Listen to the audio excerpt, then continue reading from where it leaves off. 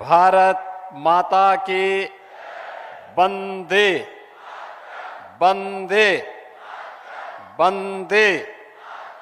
नमः पार्वती पतये हर हर।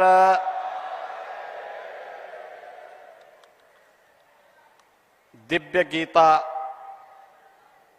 प्रेरणा महोत्सव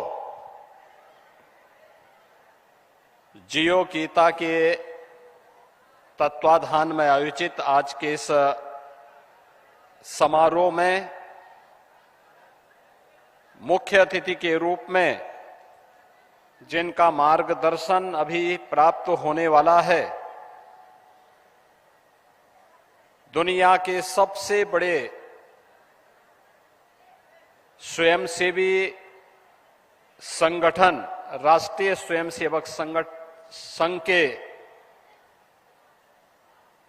सरसंघ चालक परम श्रद्धेय डॉक्टर मोहन राव भागवत जी, संस्थापक जियो गीता पूज्य स्वामी हम सब ज्ञानानंद जी महाराज उपस्थित हैं।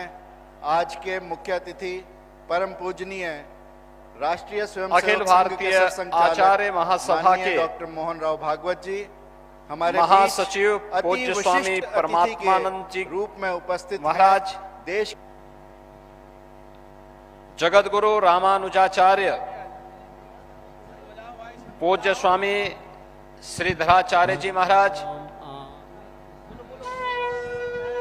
जगत गुरु पूज्य स्वामी संतोषाचार्य सतवा बाबा जी,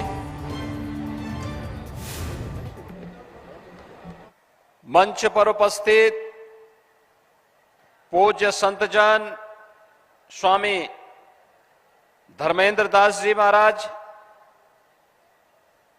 स्वामी रामचंद्र दास जी महाराज, स्वामी शशिकांत दास जी महाराज, माननीय श्री रामलाल जी, राज्यसभा के माननीय सदस्य और उत्तर प्रदेश के पूर्व deputy CM doctor Dinesh Sharma ji, पूज्य संतजन और भारी संख्या में दिव्य गीता प्रेरणा महोत्सव के इस कार्यक्रम में उपस्थित सभी भगवत प्रेमी उत्साही बहन और भाइयों, मैं सबसे पहले भगवान श्री कृष्ण की पावन जन्मभूमि और लीला भूमि के प्रदेश उत्तर प्रदेश में दिव्य गीता प्रेरणा महोत्सव के इस आयोजन के लिए आयोजकों को हृदय से धन्यवाद देते हुए परम श्रद्धेय सरसंघ चालक जी का इस महोत्सव में हृदय से स्वागत करता हूं, उनका अभिनंदन करता हूं।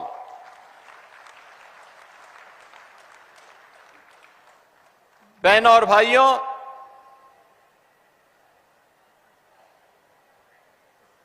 दिव्य गीता प्रेरणा महोत्सव की जब हम बात करते हैं तो श्रीमद् भगवत गीता के 700 श्लोक, जिन्हें हर भारत का धर्मावलंबी सनातन धर्मावलंबी जीवन का मंत्र मान करके बड़ी पवित्रता के साथ, बड़े आदर भाव के साथ उन्हें आत्मसात करने का प्रयास करता है, वह हम सबके सामने 18 अध्यायों की 700 श्लोकों की श्रीमद् भगवत गीता हर सनातन धर्मावलंबी के सामने आती हुई और एक नई प्रेरणा देती हुई दिखाई देती है। और जैसा यहां पे पूज्य स्वामी परमात्मानंद गिरि जी महाराज ने कहा था, एक धर्म से ही शुरू होता है, अंत में भी उसी मर्म के साथ वह अपना विराम भी लेती है। यानी शुरुआत और अंत को भी जोड़े तो अपने आप में धर्म मानती है। श्रीमद् भगवत गीता धर्म की वास्तविक प्रेरणा है और भारत की मनीषा ने धर्म को कर्तव्य के साथ जोड़ करके देखा है। हमने धर्म को उपासना विधि मात्र नहीं माना है। उपासना विधि उसका एक हिस्सा है, एक छोटा सा भाग है। वह हर व्यक्ति अपने अनुसार, अपनी आस्था के अनुरूप, अपने पंथ, अपने संप्रदाय, अपने उपासना विधि के अनुरूप अपने आप को, अपनी आस्था को तय कर लेता है। लेकिन मुख्य रूप से धर्म हमारे यहां जीवन जीने की एक कला है और इसे ही हमने वे ऑफ लाइफ के रूप में कहा है। और वे ऑफ लाइफ यही है श्रीमद् भगवत गीता, जो भगवान की दिव्य वाणी है, जिसके महोत्सव के साथ आज हम सबको जुड़ने का अवसर प्राप्त हो रहा है। याद करिए, जब पहला श्लोक आता है, धर्म क्षेत्रे कुरुक्षेत्रे समवेता युत्सव, यानी धर्म क्षेत्र से ही शुरू होता। धर्म क्षेत्र दुनिया के अंदर कहीं नहीं होता होगा जहां युद्ध का मैदान धर्म क्षेत्र के रूप में जाना जा रहा हो, लेकिन हमारे यहां हर कर्तव्य को हमने पवित्र भाव के साथ माना है। अच्छा करेंगे पुण्य के भागीदार बनेंगे, गलत करेंगे पाप का भागीदार बनेंगे। और यह मान करके जब हर सनातन धर्मावलंबी चलता है तो वह अच्छा करने का प्रयास करता है। भारत ने विश्व मानवता को जो संदेश दिया है प्राचीन काल से ही, उसका वह संदेश भी वही है। आप याद करिए ना, हमने कभी नहीं कहा कि मैं जो कह रहा हूं यही सब कुछ है। हमने कभी ये नहीं कहा कि हमारी उपासना विधि ही सर्वश्रेष्ठ है। हमने सब कुछ होते हुए भी कभी भी अपनी श्रेष्ठता का डंका नहीं पीटा। जो आया उसको शरण दिया, जिसके ऊपर विपत्ति आई उसके साथ खड़े हो गए, जिसके सामने कोई चुनौती आई उसकी चुनौती का सामना करने के लिए सनातन धर्मावलंबी उसके साथ सहयोग के लिए खड़ा हो गया। अन्याय नहीं होना चाहिए, जियो और जीने दो की प्रेरणा अगर किसी ने दी है तो अब भारत की भूमि ने दी है। अयम निज परोवेति गणना लघु चेत साम उदार चरिता नाम, तो वसुधैव कुटुंबकम की प्रेरणा भारत की धरती ने दिया है, दुनिया ने नहीं दिया है। ये भारत की ही धरती देगी। और इसलिए धर्म क्षेत्र को भी हमने, धर्म क्षेत्र अपनी पूरी भारत की धरती को हमने धर्म क्षेत्र माना, तो इसलिए युद्ध का मैदान भी हमारे लिए धर्म क्षेत्र है, कर्तव्यों से जुड़ा हुआ क्षेत्र है। क्योंकि वह धर्म क्षेत्र में जो युद्ध भी लड़ा जा रहा है वह कर्तव्यों के लिए लड़ा जा रहा है। और वही भाव जब सामने आता है, अंत में आप देखते होंगे, अंतिम श्लोक जब आता है, अंत में धृतराष्ट्र पूछ ही पड़ते हैं कि भाई बताओ तो क्या होने जा रहा है इस युद्ध का परिणाम। उसने कहा युद्ध का परिणाम तो पहले से तय है। यत्र योगेश्वर कृष्ण यत्र पार्थो धनुर्धर तत्र श्री विजया भूतिर द्वार नीतिर मतिर मम, यानी परिणाम तय है और जो हम मानते रहे हैं, यतो धर्मस् ततो जया है। जहां धर्म होगा, जहां कर्तव्य होगा, वहीं जय होनी है। उसके इतर कुछ नहीं हो सकता, कुछ नहीं हो सकता। किसी को कोई गरूर नहीं पालना चाहिए कि अधर्म के मार्ग पर चले और विजय हो जाए। कभी नहीं, कभी नहीं हो सकता। और यह भारत की सनातन धर्म की परंपरा है, यह प्रकृति का अटूट नियम है। सदैव से यही हुआ है और यही होता आ रहा है। और इसीलिए हम सबको इस बारे में ध्यान रखना होगा। इसी के लिए भगवान ने कहा, याद करना, आज के समय के लिए मैं वे दो उदाहरण आप सबके सामने जरूर रखना चाहूंगा जो उन्होंने कहा, स्वधर्मे निधनम श्रेय पर धर्मो भयावह। यानी अपने धर्म पर चल करके, अपने कर्तव्य पर चल करके मृत्यु को वर्ण करना यह श्रेयस्कर है, लेकिन अपने स्वार्थ के लिए अपने कर्तव्य से च्युत होना यह तो महान पतन का कारण बन जाएगा। और ये कभी भी धोखे में मत करना, कभी मत करना। और इसके लिए उन्होंने क्या कहा, इसके लिए कर्मणे वाधिकारस्ते मा फलेषु कदाचन। यानी कर्म की प्रेरणा। कर्म कौन? जिस कर्म में फल की इच्छा न हो, फल की इच्छा न हो। हमारी कमी क्या होती है, हम फल देखना चाहते हैं। बीज लगा नहीं कि फल की इच्छा करने लग गए। अरे बीज सही लगा दोगे तो पेड़ फलेगा, अपने आप ही आपको फल भी दे देगा।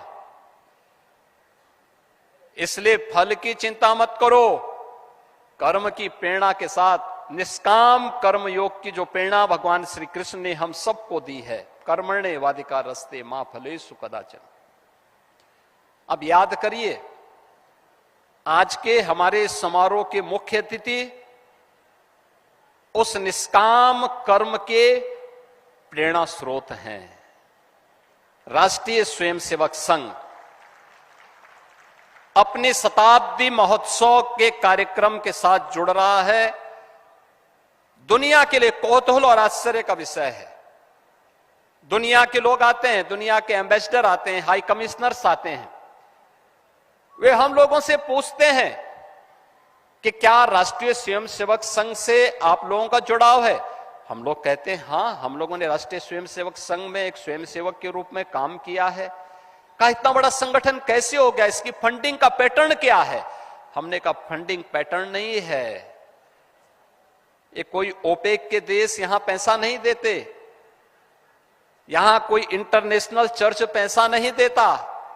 यहां समाज के सहयोग से संगठन खड़ा हो रहा है और समाज के संगठन के लिए ही, समाज के लिए ही अपने आप को समर्पित भाव के साथ कार्य करता है और हर एक क्षेत्र में काम कर रहा है। कोई भी पीड़ित आएगा, उसकी सेवा अपना कर्तव्य मान करके एक एक स्वयं सेवक करता है,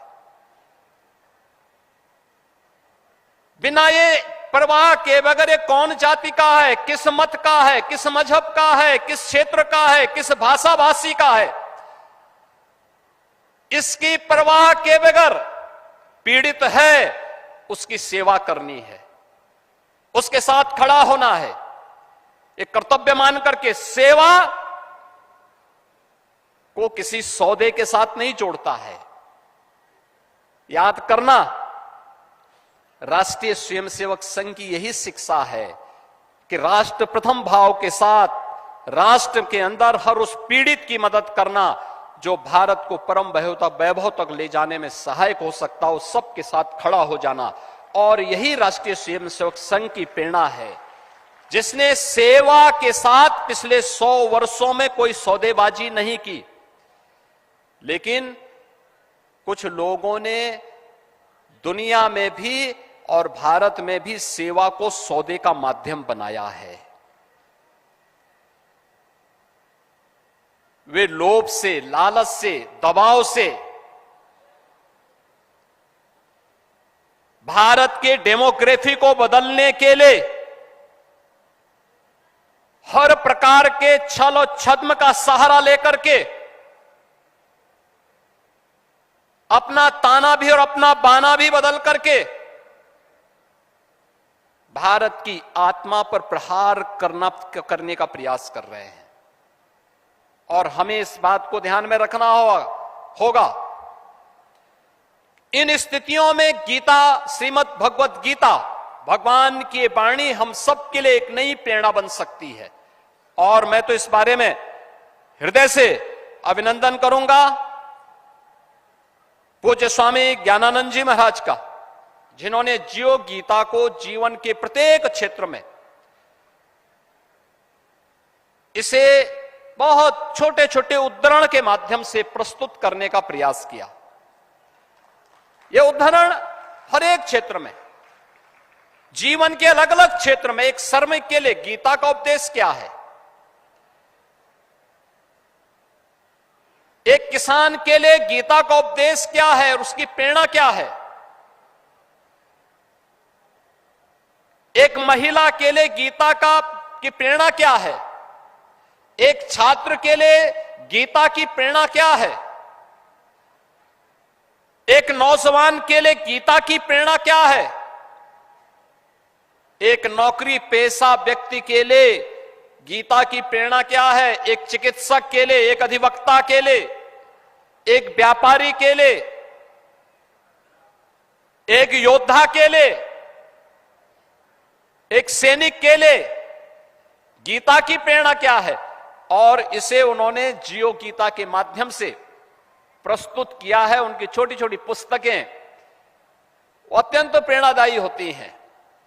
और मैं कहता हूं श्रीमद् भगवत गीता ये केवल जेल के कैदियों के लिए नहीं, बल्कि 140 करोड़ भारतवासियों के लिए यह एक दिव्य मंत्र है, जीवन में सफलता का मार्ग प्रशस्त करने वाले और जीवन जीने की एक कला का मार्ग है। और इसे हर व्यक्ति को अपने जीवन का हिस्सा बनाना चाहिए। इस विश्वास के साथ मैं आज के इस अवसर पर परम श्रद्धेय सरसंघ चालक जी का इस गीता प्रेरणा महोत्सव में हृदय से अभिनंदन करता हूं, उनका स्वागत करता हूं। उनका मार्गदर्शन श्रीमद् भगवत गीता और जियो गीता के इस अभियान को एक नई ऊंचाई प्रदान करेगा। इस विश्वास के साथ आप सभी श्रीमद् भगवत गीता के प्रेमी और श्रद्धालु जनों को मैं इस महोत्सव में भाग लेने के लिए हृदय से धन्यवाद देते हुए आप सबके प्रति भी अपनी मंगलमय शुभकामनाएं देता हूं। धन्यवाद। जय हिंद।